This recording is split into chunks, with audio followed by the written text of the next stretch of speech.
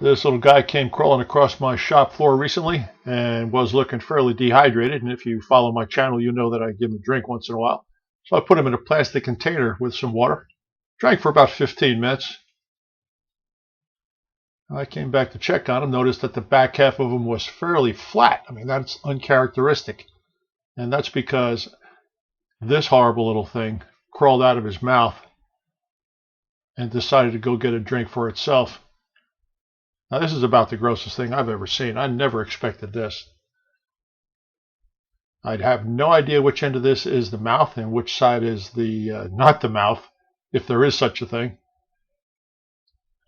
But he was down inside this spider 100%. This thing continues to spin and not get any shorter. Now, if you were spinning a garden hose like that, wouldn't you think that the open end of the hose would get a little closer? But it continues to spin. It doesn't get any shorter, so I'm really puzzled by that.